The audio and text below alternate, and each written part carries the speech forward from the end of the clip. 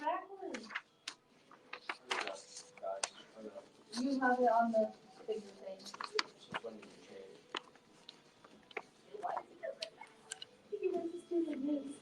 What was that? So you got 6n squared times n squared. What's that going to be? Just 6n squared. I don't think so. What's n squared times n squared? N fourth. There we go. Let's change it to n to the fourth. I knew that, guys. That's me. Okay, then we're going to do the next one, which is going to be 6n squared times negative n. So.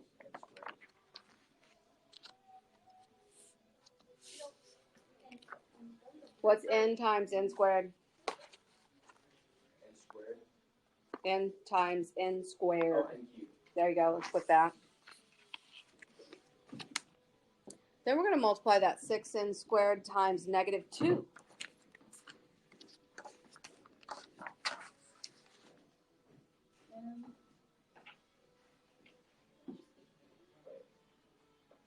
Minus 12 n Squared. Okay, now we have multiplied 6n squared by everything. So now we're going to multiply 9n times n squared, but you're going to write it, not there. You're going to write it below. We're going to start stacking them. You're going to write it below the cubed term.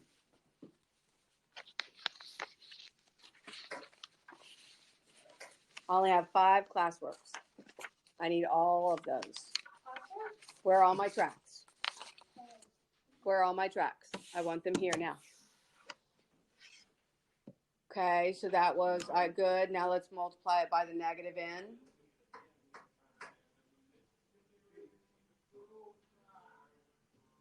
And then let's multiply it by the negative 2.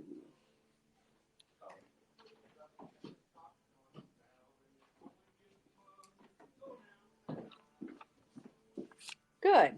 Now we could draw a line underneath it, and we can just combine our like terms down.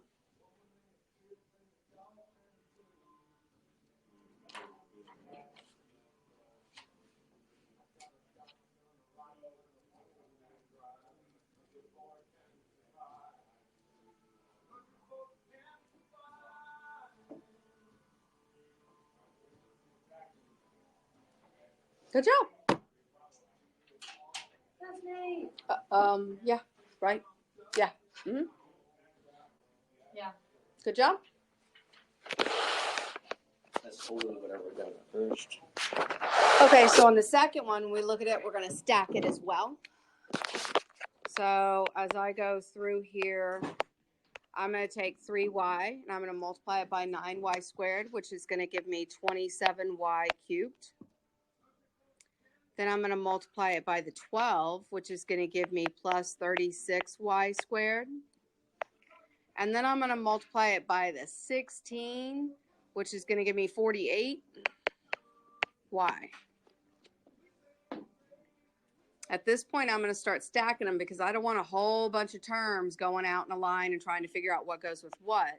So this is going to be negative 36y squared. I'm just going to put it underneath the term it matches. Then I got negative 48y. And then I got negative 64. So that leaves me with 27y cubed minus 64.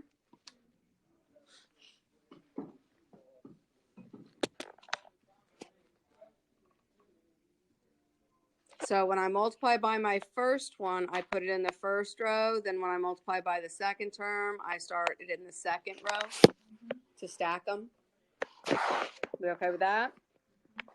Okay, then we got, this is just like kind of simplifying some stuff, right? So I'm going to give y'all a couple minutes to work on these two. We were to stack these as well. So this first one says 13m to the fourth plus 2. The second one is going to be 3m to the fifth, so that'd be 3m to the fifth plus 6, so plus 6, and then minus 6m to the fourth, so minus 6m to the fourth. And the last one, these are going to just distribute and change the signs. So that'll give me a positive 13m squared. And then a negative 5m to the fifth. So then I can just combine all my like terms. I got a negative 2m to the fifth. I got a plus 7m to the fourth. I got a plus 13m squared and a plus 8. You okay with that? That, if you stack it, it may help you to not combine like terms that aren't actually like terms. Plus, it'll help you to get it in order as well as you're working. Okay, so are we ready to try the next one? Okay, give you a couple minutes on that. Okay, so I'm going to take you through this, but I'm going to continue to put these things together. So I'm going to leave this negative x out here, and I'm just going to multiply these two right now. Okay, so this is going to be 4x squared. If I did this, I'd get negative 12x, and if I did this, I'd get negative 2x. So that gives me negative 14x, and then the last two is going to be positive 6. Then I have this minus x squared plus 11 over here, right? Okay, so at this point, I'm going to start stacking what's going to go together. This is going to be negative 4x cubed. This is going to be positive 14x squared. This is negative 6x. And then these would be negative 8x squared and plus 11. So we get negative 4x cubed plus 6x squared minus 6x plus 11. Don't have to do it that way, but sometimes when we get too many things going out to the side, we lose some stuff. Make sure you take your time in these because it's real easy to, end up with the wrong variable. Okie doke. A 3. What's the biggest thing 2x squared, 6x, and 36 have in common? Okay. What's the biggest 14x cubed, negative 21x squared, 14x, and negative 21 have in common? Okay. So factor all of those out. So if we factor out 3, all that means is we're dividing each term by 3. So we end up with 3x squared divided by 3 is x squared. And 48 would be minus 16. So then on the next one, we're going to factor out 2, which means we're dividing all that by 2. So did you get x squared plus 3x minus 18? Everybody okay with that? Next one, we're going to factor out 7, which means we have to divide each term by 7. So we get what? 2x to the third. So 2x cubed. We get minus 3x squared plus 2x and minus 3. That would be factoring out the GCF. When you look at what's left, you see how they don't have anything in common? That's when you know you've got your GCF. So then I want you to go to the next page that tells you you have 2 terms. So these are our possibilities. Yep, yours didn't quite come out right. Okay, so look how I have 2 terms. I got 2 terms, and then you see a minus sign right there. Okay, there's a chance this could turn into a difference of squares, which is this right here. First thing I'm going to do is take out my GCF. Always, always, always. So if I take out 5, we get x squared what? Minus 25? Yeah. Can I take the square root of x squared? Yeah. Can I take the square root of 25? Yeah. Then that means it's a difference of squares. So if it's a difference of squares, you do parentheses, parentheses, parentheses, parentheses. You put a plus and you put a minus. It's called the difference of squares. Square root of x squared goes in the front, so x in the front, because x times x is x squared. Square root of 25 goes in the back, because 5 times 5 is 25. And that's it. It's factored. The next one has a GCF as well. So let's take out the GCF first. What is it? 5. And there's more. Oh, and x squared. 5x squared leaves me with x squared minus 25. Yeah. So that means I get 5x squared x plus 5, and x minus 5 because I have a difference of squares again.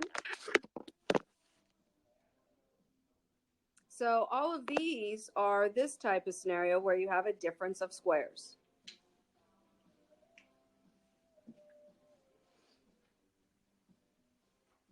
Now I want to go to the next page that has two terms. That was actually my first page, Sorry, I think. Yeah. I put your order wrong. This next one is going to be down here. We're going to be talking about cubes. And you'll be provided with this formula, so you don't have to memorize it. It's not that hard to memorize, though. Doesn't matter. We always do the same thing first. Let's take out the GCF. What is the GCF?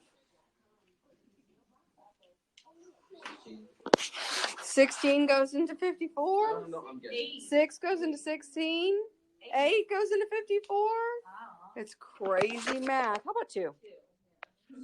So that gives me 8x cubed minus 27. This is going to be a difference of cubes. Can I take the cube root of 8? It's 2. Yeah, 2. 2. Yeah, What about 27? Does 27 have a cube root? 3. There we go. Okay, so this is what happens. A cubed equals 8x cubed, which means A equals 2x. B cubed equals 27, so B equals 3. All I did is this is B and this is A. You can see it right here in the formula. Okay? So now all I have to do is plug it back into this. So I'm going to do parentheses. I got a minus. I got another parentheses. I got a parentheses. And then I got a plus. I got a plus. And then I got a parentheses. So in the first parenthesis, all I have to do is put in A and B. So that's going to be what? 2x minus 3. Everybody okay with that? In this one right here, are you with me? Hello, you need to pay attention. You're not looking. In this one right here, I'm going to take A and I'm going to square it. So 2x squared is 4x squared. In the last one, I'm going to take the last one and square it. 9. And in the middle, I'm going to just multiply these two. So 6x. And that's what you'll notice over here. It says you've got A squared, you got A times B, and then you got B squared. Okay, so now let's do the sum of cubes. We still got the exact same scenario. I've got the 2 outside, and then we're going to have A is 2x and B is 3 because it's the same problem. The difference is if it's the sum, we do a plus, then we do a minus and a plus.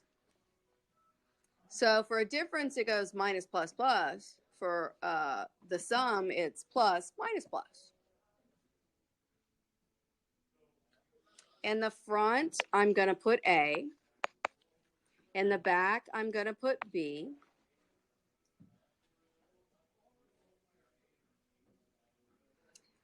For the front here, I'm going to take the front and square it.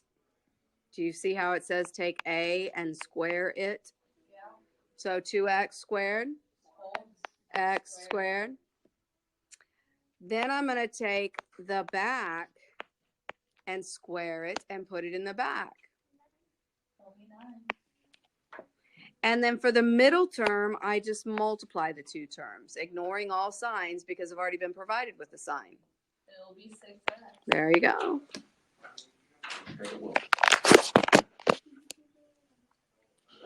So now we're ready to go on to 3 terms. That's getting crazy. Well, the 3-term one is the one you're used to. What? The 3-term one is the one you're used to. Oh, yeah, you're right. So first thing, always GCF. What do we got? Oh, no. 2. So I left with 2x squared plus 7x plus 3. I'm going to go all the way down to here, and I'm going to put my 2 because I don't want to forget it.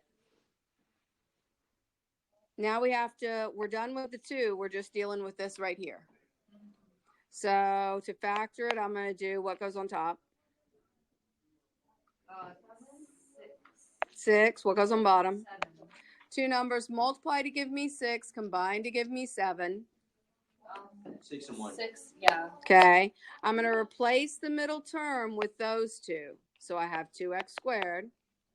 But then I'm going to put plus 1x, plus 6x, and plus 3. Notice those 2 that I replaced add up to what the middle term was.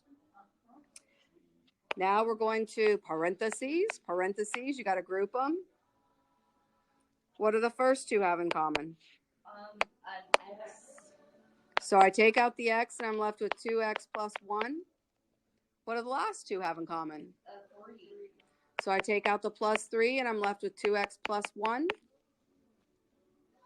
Exactly. So we have 2x plus 1. And what's the other one? X was 2. Yep, whatever's on the outside is the other one. So that would be if we have 3 terms. Then we have 4. What if we have 4 terms?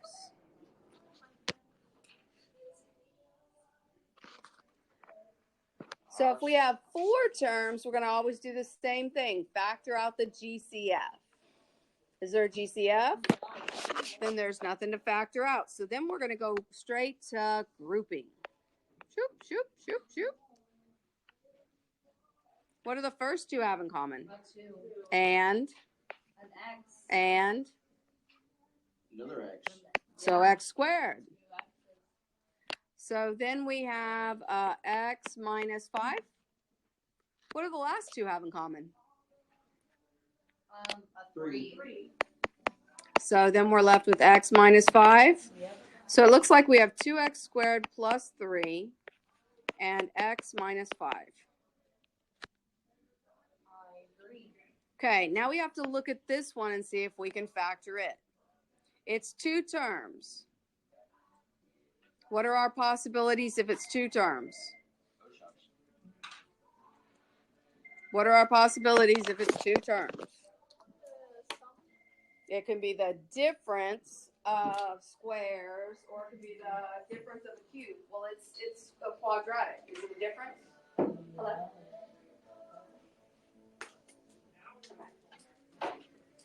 So is it a difference? No. No, it's a plus sign. Can't factor it. It's done. That would be our factors. So anytime you do the grouping of the cubic with those 4 terms, you always need to check that quadratic, will it go further? If you got a difference of squares, then of course you could do that.